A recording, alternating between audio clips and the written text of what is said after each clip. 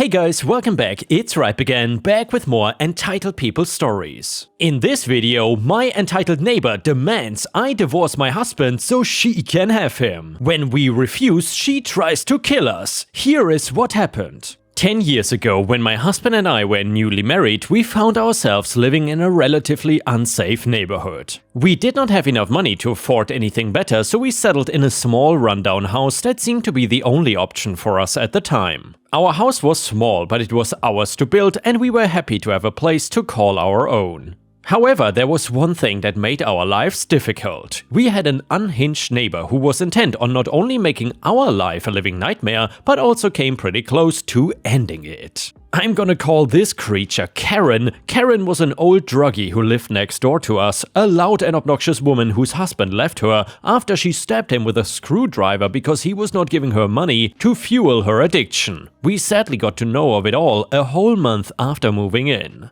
And ever since we moved in, Karen kept hitting on my husband despite knowing that we were together. At first it was just harmless flirting, but it quickly escalated into something much more indecent. Karen would come over to our place uninvited, dressed in revealing clothing, and try to seduce my husband right in front of me. She would make inappropriate comments and touch him in ways that made me feel uncomfortable. My husband and I both asked Karen to stop, but she never listened. We even tried to avoid her as much as possible, but she seemed to always find a way to insert herself into our lives. One particular incident that stood out in my mind was the time Karen tried to invite my husband into her house. We were walking back from the grocery store and Karen was sitting on her porch smoking a cigarette. "Hey there, handsome," Karen called out to my husband. "What brings you two out on this lovely day?" "Just grabbing some groceries," my husband replied, trying to keep the conversation short. "You could come over and have a drink with me," Karen said, blowing smoke in his direction. "No thank you," my husband replied, starting to walk faster. But Karen was not taking no for an answer. She got up from her porch and started following us down the street. "Come on, don't be shy," she said, grabbing my husband's arm. "I've got some whiskey inside. It'll be fun." My husband pulled his arm away and took a step back. I said, "No, I'm not interested. Back off." But Karen did not want to hear it. She grabbed my husband's arm again and tried to pull him towards her house. "Let go of me!" my husband yelled, struggling to break free. I quickly intervened and tried to pull my husband away from Karen's grasp. But Karen was not done yet. She started insulting me, calling me all sorts of names and accusing me of being a terrible wife. "You don't deserve a man like him," she spat at me. "He deserves someone better than you." My husband and I finally managed to break free from Karen's grip and walked away from her, feeling shaken and angry. It was just another instance of Karen breaching our privacy and making our lives difficult. And by the way, Ripe Stars, just to quickly interject here, isn't what Karen did technically assault? I would have called the police right then and there if someone grabs me like that, no matter whether it is a woman or a guy. Let me know what you would have done there in the comments. Anyway, unfortunately, Karen's behavior did not stop there. She continued to make unwanted advances towards my husband and would often make a scene on the streets outside of our house. We tried to ignore her as much as possible, but it was hard to avoid someone who lived right next door. It was a difficult time for us, but we were determined to get through it together. As if Karen's behavior was not bad enough, things took a turn for the worse when she started spreading rumors about me. She would tell anyone who would listen that I was cheating on my husband, that I had men coming over to our house when he was away. Things came to a head one night when Karen had been particularly vocal on the street right in front of our property. She was shouting about me and my alleged infidelities, and my husband had finally enough. He stormed out of the door and confronted Karen right then and there. "Why are you doing this?" he shouted at her. "Why are you trying to ruin our relationship?" Karen just smirked at him, her eyes filled with jealousy and bitterness. "Because I love you, and I want you for myself." She reached out to place a hand on my husband's arm, and he flinched away. I walked up to them, standing beside my husband and holding his hand tightly, making sure to glare at Karen in the eye. "Does it not go through your skull that he is happily married to me? We are together, there's nothing you can do that will tear us apart. You're just wasting your time." But talking to Karen was like talking to a brick wall. She huffed, crossing her arms before hissing out, "You don't deserve him, and he deserves someone better than you." I was beyond enraged at that point, and since I'm an angry crier, it was difficult for me to hold back my tears. Of course, seeing me so vulnerable gave Karen a sick sense of joy, but my husband pulled me behind him. He stood up for me, telling Karen that he loved me and that he would never believe her lies. My husband's anger towards Karen was palpable, and I could see the veins bulging in his neck as he confronted her. "You need to stop spreading lies about my wife," he said, his voice shaking with rage. "You have no idea what you're talking about." Karen just laughed, a cruel, bitter sound. "Oh, I think I do," she said, her eyes flickering with malice. "I've seen the way you look at me, the way you want me. And I know she's not enough for you." My husband's face turned red with anger, and I could tell he was about to explode. But before he could say anything, I stepped in. "Karen, just stop," I said, my voice trembling with anxiety. "You're not gonna get anything out of this, not till I am here." Karen just sneered at me. "Oh please, you're nothing but a weak, pathetic woman who cannot satisfy her own husband. He deserves better than you." My husband stepped forward, his hands balled into fists. "That's it, I've had enough," he said, his voice cold and hard. "I don't want to see or hear from you again, Karen. Stay away from us." Karen just laughed again, but this time there was a hint of desperation in the sound. "You cannot just make me go away," she said, her voice rising in pitch. "I'm not gonna stop until you're mine." And with that, she turned and stormed away, leaving us standing there shaken and unsure of what to do next. Karen's behavior only continued to escalate, and it seemed like every day brought a new challenge for us. Her behavior had become increasingly erratic, and it was clear that she was becoming more and more unhinged. One day, while my husband and I were enjoying a quiet moment together in our yard, Karen burst onto the scene. "What the hell do you think you're doing?" she shrieked, her eyes wild with anger. "This is a family neighborhood, and you're turning it into a brothel." My husband and I were taken aback by her outburst, and I could feel my cheeks turning red with embarrassment. We had been kissing, but it was nothing more than a simple display of affection. "Karen, for God's sake, just calm down," I gritted out, already feeling a headache coming up. "We are not doing anything wrong." But Karen was not interested in listening to reason. She pulled out her phone and dialed 911, claiming that we were engaged in public indecency and needed to be arrested immediately. As we waited for the police to arrive, Karen continued to hurl insults at us, accusing us of being deviants and perverts who were ruining the neighborhood. She also continued to hit on my husband, making lewd comments about what she wanted to do to him. When the police arrived, they quickly realized that Karen's claims were absolutely baseless. "What seems to be the problem here?" the officer in charge asked, his voice firm. Karen was quick to jump in. "These two were making out in the open like a couple of animals," she said, pointing at us. "It's indecent and they need to be arrested." I was furious at the lies she was spreading, but my husband stepped in to calmly explain the situation. "Officer, we were just kissing on our own property," he said, his voice measured. "We weren't doing anything indecent." The officer nodded, clearly seeing through Karen's lies. "I see," he said, turning to Karen. "And why exactly were you watching them?" Karen hesitated, but then blurted out, "I just happened to be passing by." The officer raised an eyebrow. "Is that so? And why were you so quick to jump to conclusions about their behavior?" Karen was clearly flustered, and her face turned red with anger. "I don't want to live in a neighborhood where people are doing things like this," she said, her voice shaking. The officer then turned to us and said, "I'm sorry you had to deal with this, but I can assure you that you've done nothing wrong." Karen tried to protest, but the officer silenced her with a stern look. "We understand your concerns, ma'am, but these two were not doing anything that could be classified as indecent. We appreciate your worry for the neighborhood, but we cannot file a report based on your claims." However, Karen was not satisfied with that, and she continued to insult us, calling us all sorts of names and saying that we were making the neighborhood a dirty place. Even as the police tried to calm her down, she continued to hit on my husband, suggesting that he would leave me for her. It was a humiliating and frustrating experience, and I could feel my blood boiling with anger.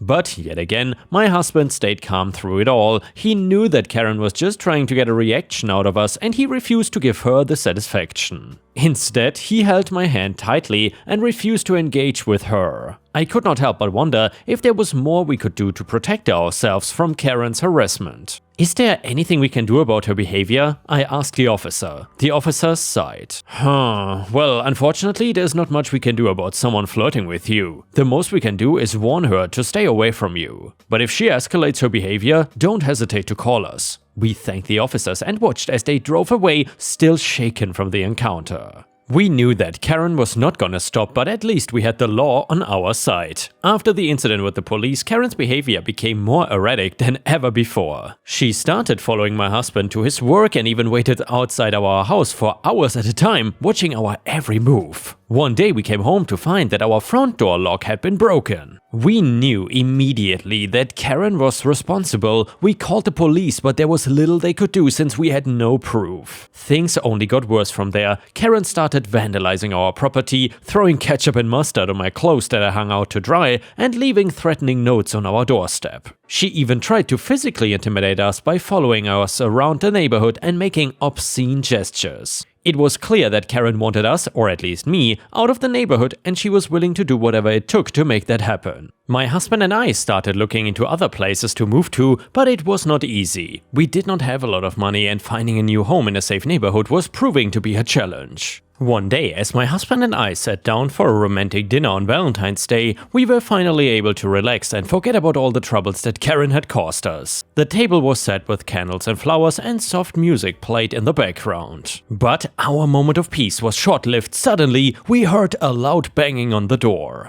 I knew immediately that it was Karen. We tried to ignore her and continued with our dinner, but she would not let up. She continued to shout at us, even throwing threats of harming us if we didn't do what she asked. This kept going on for a few minutes before it was silence again, and me and my husband thought that we were finally left alone to enjoy our time. But oh boy, we were so wrong, because only 10 minutes after Karen's shouting stopped, I felt something fly a few inches from my face with a bang. And as soon as we heard the loud bang, my husband and I knew that something was terribly wrong. We fell to the ground, our hearts racing with fear. My eyes looked where the foreign object had flown and found something small embedded in the wall of our living room. A bullet. I could not believe what had just happened. Karen had actually shot at us. I looked up and saw a hole in the window and shattered glass all around us. It was a miracle that neither of us were hit. My husband quickly got up and made sure all the doors and windows were locked. We huddled together, trying to catch our breath and figure out what to do next. I could hear Karen shouting from outside, but I couldn't make out what she was saying. The thought of being targeted by someone so unhinged was terrifying, and I could feel my mind racing with questions. Why did Karen do this? What did we do to deserve this kind of treatment? And most importantly, how were we going to stay safe? My heart started to race with fear. The sound of the gunshot ringing in my ears made me feel like we were in a war zone. I could feel my palms getting sweaty, and I clung tightly to my husband's hand, hoping that we would make it out of this alive. I could hear Karen shouting insults and threats, and her voice sounded like it was getting closer. The fear inside me was overwhelming, and I couldn't help but think about what would happen if she managed to get inside the house. My husband and I tried to stay as quiet as possible, hoping that Karen would not notice us. We could hear the police sirens getting closer, and that gave us a small sense of relief. But we knew that the situation was far from over. In those moments, I felt a mix of emotions: fear, anger, sadness, and frustration. It was hard to believe that someone could be so unstable and dangerous, but through it all, I knew that I had to stay strong for myself and for my husband. We were in this together, and we would make it through no matter what. The police knocked on our door after what felt like hours, but was only 15 minutes, informing us that Karen had been arrested for attempted murder. Another neighbor of ours had called them when they heard the gunshot, and knowing our track record with Karen, the police had acted quickly. They found Karen outside, still shouting and causing a scene. It was clear that she had completely lost control. After the terrifying incident with Karen, my husband and I knew that we had to get out of that neighborhood as soon as possible. We did not feel safe there, even though Karen was now in jail. We spent the next few months saving up every penny we could, cutting back on unnecessary expenses and putting aside money for our move. We researched different neighborhoods looking for a place that was safe and affordable. Eventually, we found a new home in a quiet neighborhood on the other side of town. It was small but a cozy house surrounded by mostly trees and wild bushes, and even had a little yard for us to grow vegetables for ourselves. It was a far cry from the dangerous and chaotic place we had been living in before. Moving day was bittersweet. On the one hand, we were excited to start our new life in a new place. On the other hand, we were leaving behind the memories of our first home together and the trauma of what happened with Karen. As we drove away from our old neighborhood, I felt a sense of relief wash over me. I knew that we had made the right decision to leave and that we could finally start to rebuild our lives in a safe and peaceful environment. Looking back on that time now, I realize how much that experience shaped us as a couple. We often joke that nothing could happen to us that would be as bad as our experience with Karen, and that since we got out from that crazy situation, we can now get out of any situation, no matter how bad or helpless it may seem. So while that experience was traumatic, it did end up making us stronger and gave us more confidence in our relationship. For anyone curious, we later on managed to find out what happened with Karen. She ended up getting a 10-year sentence and can now enjoy the time behind bars. Good riddance. And yeah, Ripe Stars, if you enjoyed this story, please don't forget to like the video and maybe even post a comment if you want to support me. Thank you so much in advance. And the next one is titled, Neighbor Says I'm a Creep. Is it true? I, 40 male, live in a somewhat rural place, decent land between houses and a lot of forest. In between me and my neighbor's land there is a decent sized pond. Technically, it's all on my land, but one side of it is surrounded by neighbor land. There is a dock on it. I upgraded it about 15 years ago, so it's somewhat nice. It's right next to the property boundary, if that's important. Anyway, I go down there somewhat often. I usually am down there for a few hours in the evening with my dog, my work computer, and sometimes a drink. My neighbors are in their late 20s, early 30s and moved in a few years ago. They got a pair of young kids, both under 10, I would guess maybe 5 to 6 and 8 and 9, and their backyard is not far from where I am in the evening and neither yard is fenced in. Every few days the kids come outside when I am down by the pond. I ignore them, but about a week ago my neighbors approached me and asked if I could go inside or somewhere else when their kids were outside. They said that I made them feel uncomfortable letting their kids go in the backyard and that their kids are also scared of my dog. I don't pay any attention to their kids, I usually am facing away from them and I'm never directly facing them. I do get why they would not want their kids outside alone with me nearby, as much as it sucks because this seems to have been misunderstood. I'm not on any registry nor do I have any criminal history. However, I get that they may feel uneasy about their kids being around a man that they don't know very well. My dog is always tied up when he's on the dock with me though. Either way, he never barks when we are down there and usually he's just napping. He is a fairly large dog, 75 to 80 pounds, but there's almost no chance he could or would hurt them. They also expressed concerns about me drinking. I don't get anywhere near the point of being intoxicated. It's at most one drink when I do have it and I have it maybe a couple times a month. I told them that I appreciate them reaching out to me, but I'm not gonna stop. This week I kept doing it and I got a somewhat angry letter. I'm honestly starting to doubt if I should just head inside when they come out. Am I the jerk here for not listening to them, and would I be the jerk if I kept doing what I'm doing? And yeah, Ripe Stars, let me know what you think about this. Do you think that OP is the a-hole or not? A user in the comments said, not the a-hole. If they send another nasty letter, get a solicitor to send a cease and desist letter. They are the ones harassing you and trying to dictate what you do on your own land. That's just unreal. Comment number 2, how dare you enjoy a nice evening in your own backyard? Think of the children that will watch you type something on your computer and drink something. Honestly, not the a-hole. If they don't want to see you that much, they can build the fence. You're not streaking or getting wasted, so they have no right to tell you what you can do and cannot do on your own private property. And yeah, Ripe Stars, I would say that is absolutely 100% true. It's not like OP is doing anything illegal or indecent on his property and showing himself to the public or something. He is just working and relaxing, so they have no right to tell him anything. I mean, to be honest, even if he was sunbathing naked or something, I'm not even sure if the neighbor could do much then. It depends on the state he's from, I guess. But either way, please let me know in the comments what you think about this. And with this, we have reached the end of the video. However, if you cannot get enough of my content, please check out my endless playlist, where you can find thousands of hours of content. In addition, please don't forget to subscribe to my channel to not miss any of my daily uploads. Thank you so much in advance, and I hope to see you again tomorrow.